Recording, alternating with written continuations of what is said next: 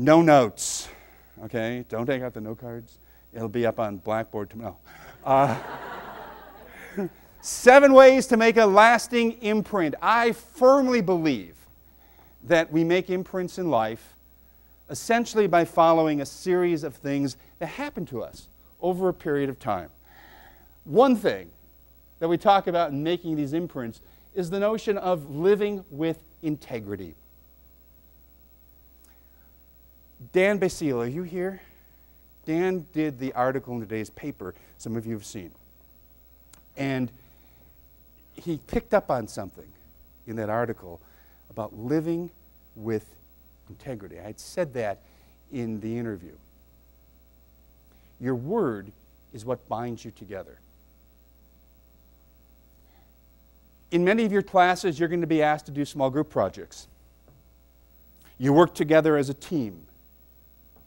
You give other people your word that you will work.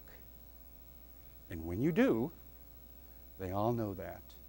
They cherish it and they respect you. Aristotle called that ethos, your credibility. But if you don't do it, the reverse happens. And people begin to talk about the fact that you're not trustworthy, that you don't keep your word, that you can't be counted on. When I was in school, and some of these folks over here are my students, that word would buzz around campus. Today it's on Facebook and Twitter. In other words, people find out faster if you're a fraud. But if you keep your word and you stay true, you build a reputation that will follow you all of your life. So live with integrity. I think that's key to being a good person, a man or a woman who lives life to the fullest and who believes in the kinds of things we do. Rule number 2, provide support. Dr. Pate was so sweet when he said, when we first came in, we talked and all this kind of stuff, and we had the opportunity to share ideas. Support comes in so many different ways. Mentoring. And if you're smart, try to find a mentor. If you're good, you are a mentor. You look out for people. You encourage the dreams of others, and you guide and help and support. See how that ties into integrity? I mean, the two of them go hand in hand. If you are a person of integrity, you will provide support. You will be the person that people can turn to. You will be the person who makes a difference in people's lives. We talk about the notion of being generous, and we're going to come back to this as a case study. Yeah, it's a class. Case study a little later. Be generous. Share your time. Spread your talent around. Share your wisdom. Do not be afraid. We have skills. We have talents. We have smarts. Share them. If you're fortunate and you have treasure, share that. But whatever you have, I think it's incumbent upon us to be out there sharing our gifts. If you're looking to make an imprint, number 3, it's not like Casey Kasem, number 3 is the business of being generous. We're here because of Randy Pausch. My students know I use Randy Pausch frequently in my classes. He was a man of integrity. He was a man who students loved, and he was a man who understood what it was all about: to give, to teach, to learn, and to care. In his book, he says in the last lecture, tell the truth, and if I had 3 more words to add, he says, I'd add all the time. Be transparent. You make impressions when you are a person of your word. And to be a person of your word, you have to be truthful. Truth truly is the glue that keeps us together. Think of all the times my colleagues, think of all the times we have to tell students that they can do better. It would be easier to simply say, "It's okay, you did all right," but you're lying. Because truth is how students will become better. Truth is how all of you will grow. I'm so proud of you. We've done so well in our classes, group over here. And some of that, I hope, is because I've pushed you. I've tried to be truthful. Being truthful means we're not talking about you. We're talking about your work. If the work needs to be better, it's my job to tell you that. That has nothing to do with you. In fact, it may have everything to do with you because I believe you could make it better. I believe you have it in yourself to grow, to improve, to change.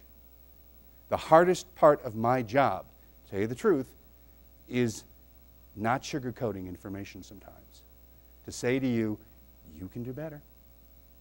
And almost all the times that happen, you do. You do. That's truth. See, and the truth leads you to a better place. And ultimately, when you leave the academy and you leave Fisher, you will be in a better place because people told you the truth at the times you needed to hear it so you could do better, and ultimately you could get the dream job that takes us back to the child. Imprints. Telling the truth. Pausch was so right when he talked about that. I tell my class all the time, push yourself. Take responsible risks. In my Com 250 class, we've talked about that, and I'll tell you more in a sec. But you're about the time right now to think about registration. Unless you're a senior, hooray, you're out the door. I don't know if that's hooray, but you're ready to go. But for the juniors and the sophomores and my freshmen, now's the time to choose classes. We start this real soon. You're hopefully talking to your advisors, getting those PIN numbers, so you can do this on the internet. They do it on the internet, folks. Those of you who were back when we were in school, we had cards and things like that, and we don't do that anymore. It's all on the internet. Take the risk. Take the course. It might be hard. So what? You grow. You change. I know the talk of the walk. I know kids talk about me being really firm and tough. But that usually gets prefaced afterwards or follows with the word fair. Classes are risks. You want to grow. You're paying a ton of money to be at St. John Fisher. So why waste it? Don't sit in class like a rock. Challenge yourself. Do the things you need to do in order to grow. You take the responsible risks. Sometimes that means travel. Jen Reedon is a student of mine in Com 250 right now. She gave a speech earlier in the semester about the opportunity to travel over the winter break to London with a dear friend of mine over there, Tom Proietti. She talked to the class about the fact that this was a risk. She was afraid of it, actually. She actually had put it off for a while. But Tom persevered, and she went this past season. And she said it was transformational. It changed her. And she realized when it was all done, she learned so much more than she thought she would. And she told us, take the risk. Do things like that. It's really important. So travel. Those of you who have opportunities to go and see and experience the world, it's a risk. It's a lot safer to stay over in Penfield or wherever you live. Instead, get out, see things. And of course, you need to do these. Take the risk. Jackie Maynard, another student of mine, talked about a risk. She didn't think she could get an internship with the Philadelphia Flyers. Remember that speech? And what did she do? she did it. Against all odds, she's competing with people from Cornell. She's competing with big, huge schools. And she won. And she told us it was a challenge. It was a real challenging experience. She took the risk, and she's a better person. She's also got one sweet bullet on her resume, huh? Right? So you see, you take the risks, and those kinds of things get you to this point, where in order to take the risk and succeed, sometimes you have to really exceed expectations. You do the extra work to be at the top of your game. In the back are 3 friends, 2 former students, an old buddy, Kevin Legrette, Stan Main, Bill, help me last name, I just had a synapse fire. What is it? Fire didn't work? Moranimal, Bill Moran, sorry. Bill was a student of mine more than a few years ago. Kevin followed him. You know Bill at WCMF in the morning. Kevin is running the show at Clear Channel. Stan and I go back decades in radio. He's currently working with Stevens, is that correct? Yeah. You know, and you can tell I'm riffing here. I didn't expect to see those guys in the studio back there. Thank you so much for coming. You exceed expectations by pushing. You find yourself in places you don't expect to be because you took the time, the effort, and the energy to really think about what it's going to take to jump over the bar.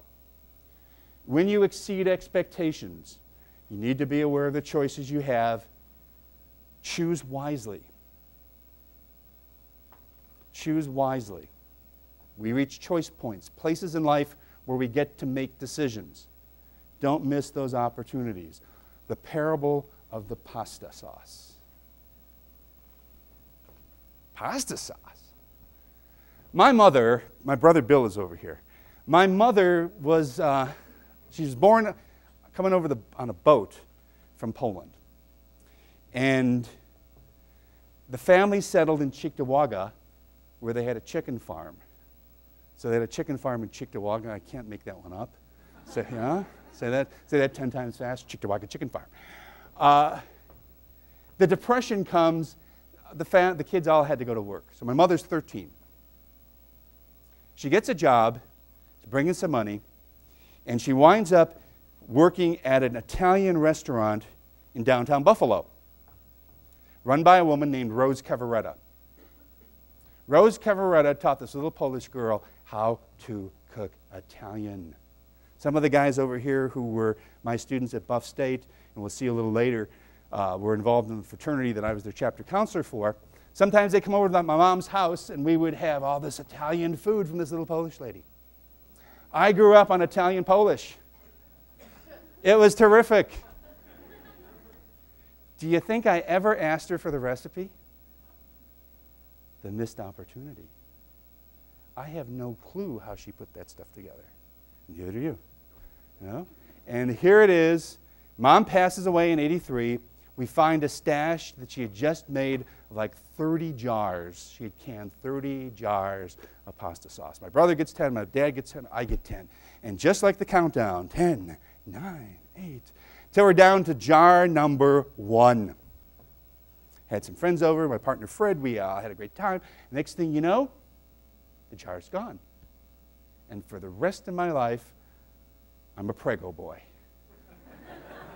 Okay? Why? Because I missed the opportunity. Now you see the parable, right? I mean, life is more than pasta sauce. But there's something there. I mean, we have opportunities that we sometimes miss because we're not paying attention. I took my mom's life and cooking for granted, and I will tell you, I regret it. For one thing, I'm not a great cook. But the other thing is, I know I could have been if I had simply said, Ma, how do you do that? Don't miss those opportunities.